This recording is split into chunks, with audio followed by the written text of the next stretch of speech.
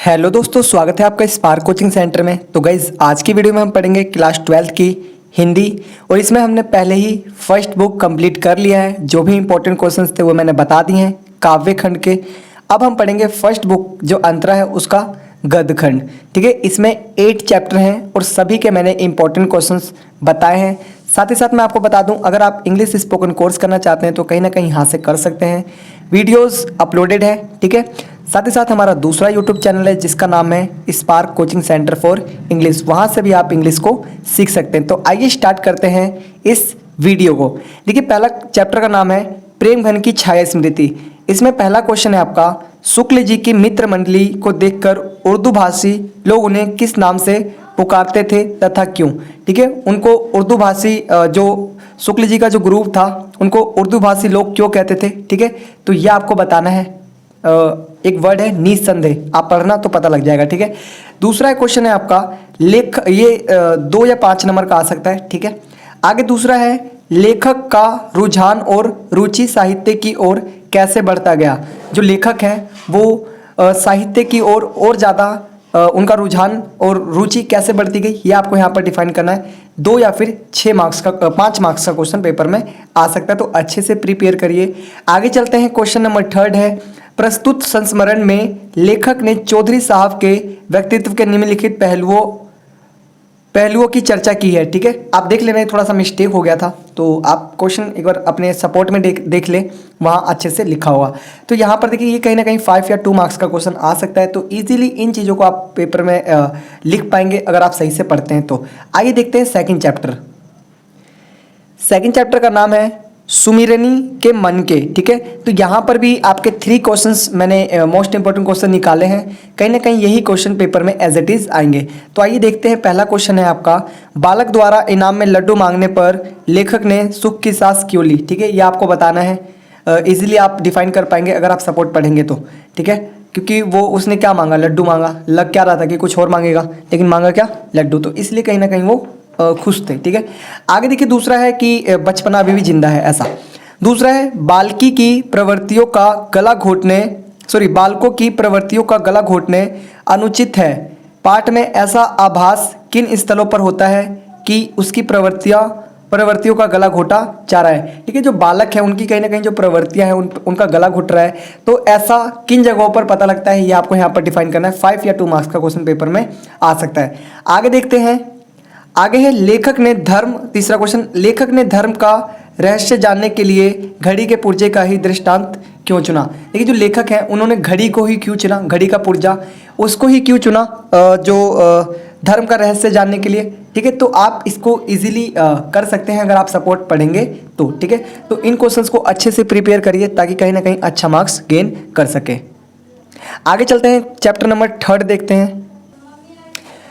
आगे देखिए, तीसरा चैप्टर का नाम है संवदिया। ठीक है, तो पहला क्वेश्चन है, बड़ी बहुरिया का संवाद हर गोविंद उसके मायके तक क्यों नहीं पहुंचा सका। तो यहाँ पर आपको बताना है कि जो बड़ी बहुरिया है उसका जो संवाद था वो हर गोविंद उसके मायके तक क्यों नहीं पहुंचा सका। ठीक है, 2 या 5 मार्क्स का क्वेश्चन पेपर में आ सकता है। ठीक है, तो अच्छे से प्रिपेयर करिए। दूसरा क्वेश्चन है, जलालगढ़ पहुंचने के बाद बड़ी बहुरिया के सामने हर गोविंद ने क्या संकल्प लिया, इससे उसकी कौन सी विशेषता उद्घाटित होती है। ठीक है, यहाँ पर देखो, जो जलालगढ़ है वहाँ पहुँचने के बाद जो संवदिया है उसने हर गोविंद है जो उसने क्या संकल्प लिया और इससे कौन सी विशेषता हमें देखने को मिलती है, ये आपको यहाँ पर लिखना है। 5 या 2 मार्क्स का क्वेश्चन पेपर में आ सकता है, तो अच्छे से प्रिपेयर करिए। आगे देखिए, तीसरा क्वेश्चन है, संवदिया की क्या विशेषताएं हैं और गांव वालों के मन में संवदिया की क्या अवधारणा है। ठीक है, जो संवदिया होता है उसकी क्या विशेषता होती है ये आपको बताना है, और जो गांव वाले हैं उनके मन में उसके प्रति क्या अवधारणा है ये भी आपको बताना है। 5 या 2 मार्क्स का क्वेश्चन पेपर में आ सकता है, तो अच्छे से प्रिपेयर करिए। चलते हैं, चैप्टर नंबर 4 देखते हैं।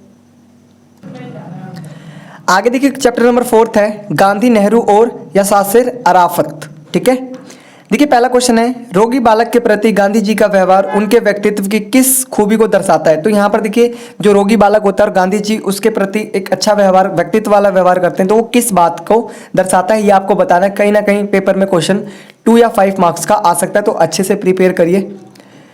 आगे देखिए, दूसरा क्वेश्चन दिखा रखा है, कश्मीर के लोगों ने नेहरू जी का स्वागत किस प्रकार किया। ठीक है, 5 या 2 मार्क्स का क्वेश्चन पेपर में आ सकता है, तो अच्छे से प्रिपेयर करिए।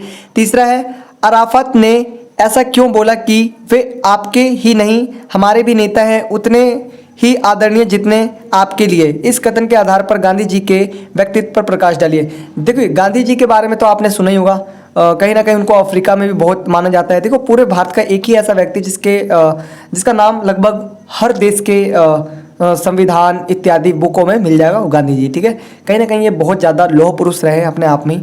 ठीक है, तो ये सारे क्वेश्चन है, ये आपका 5 या 2 मार्क्स का पेपर में आ सकता है, तो अच्छे से प्रिपेयर करके जाइए ताकि आप इन चीज़ों को अच्छे से कर सके। आइए देखते हैं चैप्टर नंबर 5।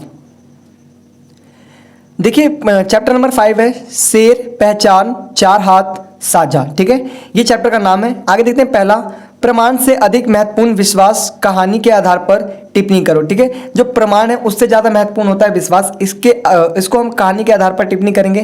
कहीं ना कहीं 5 या 2 मार्क्स का क्वेश्चन आ सकता है, बहुत इंपॉर्टेंट क्वेश्चन है, अच्छे से प्रिपेयर करिए। ठीक है, दूसरा है पहचान लघु कथा का प्रतिपाद्य क्या है। जो पहचान लघु कथा है उसका प्रतिपाद्य क्या है, ये आपको यहाँ पर डिफाइन करना है। ठीक है, कहीं ना कहीं 5 या 2 मार्क्स का क्वेश्चन आ सकता है, ये चैप्टर अपने आप में ही इंपॉर्टेंट है। आगे देखिए तीसरा क्वेश्चन है चार हाथ, कहानी का प्रतिपाद्य स्पष्ट कीजिए। यहाँ पर चार हाथ के बारे में जो कहानी का प्रतिपाद्य है ये आपको स्पष्ट करना है। आगे देखिए चैप्टर क्वेश्चन नंबर 4 है साझा कथा का प्रतिपाद्य स्पष्ट कीजिए। मतलब कि सारे जो अगर आप चारों क्वेश्चन देखेंगे सभी का प्रतिपाद्य ही स्पष्ट करना है, तो इजीली इन चीज़ों को आप कर सकते हैं। ठीक है, चलते हैं नेक्स्ट चैप्टर की ओर। आगे देखिए चैप्टर नंबर 6 है आपका, जहां कोई वापसी नहीं। इसमें भी कहीं ना कहीं 3 क्वेश्चंस मैंने निकाले हैं। पहला है प्रकृति के कारण विस्थापन और औद्योगिकरण के कारण विस्थापन में क्या अंतर आया। देखो प्रकृति के कारण विस्थापन किस तरीके से हुआ है और औद्योगिकरण के कारण विस्थापन किस प्रकार हुआ है, ये आपको यहाँ पर डिफाइन करना है। कहीं ना कहीं 5 या 2 मार्क्स का क्वेश्चन आ सकता है, अच्छे से प्रिपेयर करिए क्योंकि ये वाला क्वेश्चन कहीं ना कहीं पेपर में पूछा जा सकता है। ठीक है, आगे चलते हैं। दूसरा है यूरोप और भारत की पर्यावरण संबंधी चिंताएं किस प्रकार भिन्न है। जो यूरोप है और भारत की किस तरीके से अलग है पर्यावरण चिंताएं, ये आपको यहाँ पर बताना है, डिफाइन करना है। 5 या 2 मार्क्स का क्वेश्चन आ सकता है। तीसरा क्वेश्चन है औद्योगिकरण ने पर्यावरण का संकट पैदा कर दिया है, क्यों और कैसे। भाई मोस्ट इंपॉर्टेंट क्वेश्चंस, इसको एकदम लिख लो, पढ़ के जाओ, क्योंकि ये क्वेश्चन पेपर में आ सकता है, बिल्कुल 100% चांस है आने के। ठीक है, क्योंकि देखो पर्यावरण कहीं ना कहीं एक बहुत ज़्यादा महत्वपूर्ण मुद्दा बन चुका है आज की डेट में, तो इसको पढ़ के जाए। 5 या 2 मार्क्स का क्वेश्चन पेपर में अवश्य आएगा। ठीक है, आगे चलते हैं नेक्स्ट चैप्टर पे।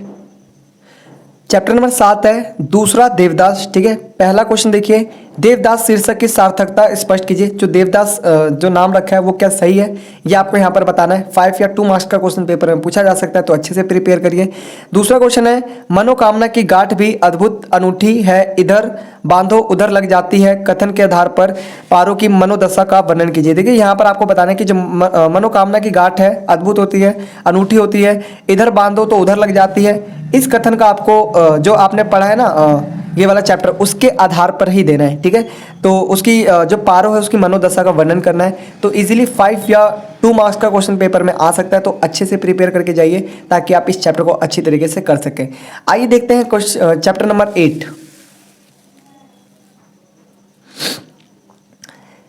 देखिए इसका चैप्टर नंबर 8 है आपका कुटज। ठीक है, कुटज।